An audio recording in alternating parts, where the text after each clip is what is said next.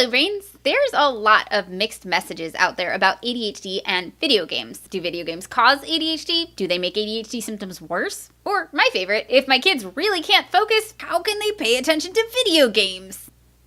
Wait, how can we pay attention to video games?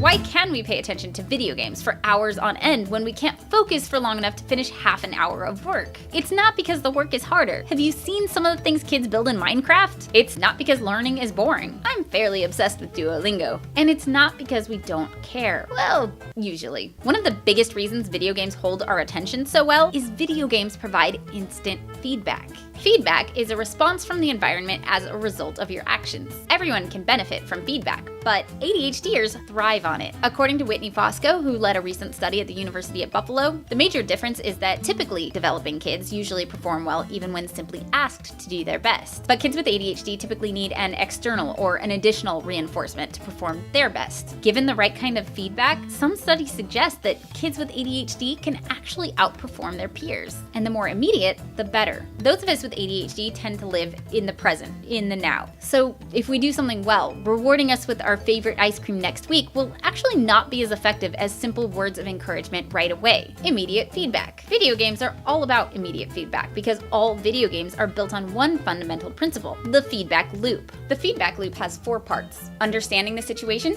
taking an action, the application of the rules, and feedback, which leads to new understanding. In video games, this happens really quickly. Let's break it down. Here's how the feedback loop works. A game presents you with a situation. Say you're a kick-ass lady cop on the mean streets. Right away, you try to understand it.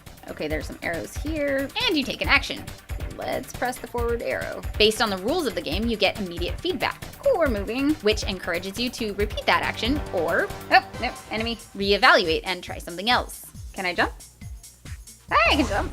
Oh, if you go up and then down, you get a giant butt that you can stomp on enemies with. Bump. Piggy.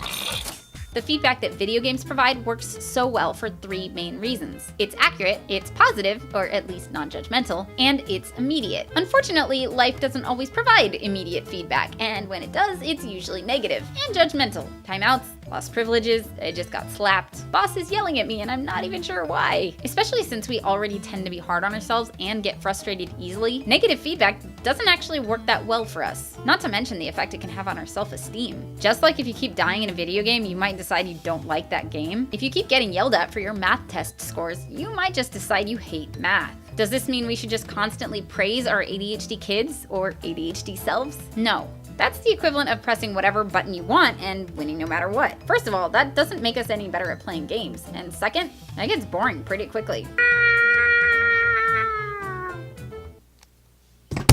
So what we really need is immediate, positive, and accurate feedback. Short of actually turning our lives into a video game, which you can do. I'll go into that in a later episode. How can we create a working feedback loop that motivates us in real life? If you are the one with ADHD, ask for feedback. Work with a therapist or ADHD coach. Ask your boss to let you know once a week how things are going. Start a YouTube channel and read the comments. There's a reason I've been able to stick to this longer than most things. Give yourself credit. The voice in our head tends to be pretty negative. Give yourself a pat on the back every once in a while too. Reward yourself. Recognize when you're making progress on things that are challenging for you and reward yourself. The actual reward can vary from getting to cross something off your to-do list to taking that trip you've always wanted after completing a big project. If you have a child with ADHD, consider using sticker charts. Make it a point to praise your child when they're doing something you like. Instead of just taking away privileges, try allowing them to earn rewards. And experiment with it. It takes time for game developers to perfect their feedback loops, so don't be surprised when you find a few bugs in yours. In the beginning, your feedback loop might be too easy, too hard, the rewards might not be motivating enough, or happen soon enough. Just remember, when game developers see their players fail or get frustrated or throw their controller across the room, they don't blame the player. They tweak the feedback loop. That's it for this week. I've included links to more info on ADHD and video games in the description below. Let me know what kind of feedback works for you. Comment below or hit me up on Facebook or Twitter. Subscribe so you don't miss the next episode, and I will see you next week. Bye, brains! How can I explain to my parents that I can't stop thinking so that they can better understand me? Be patient. Try not to talk to them when any of you are frustrated. And get educated together. Dr. Russell Barkley has some great talks for parents. Hello, brains. Wait, I don't understand. What are we recording? The game. Okay. And then what?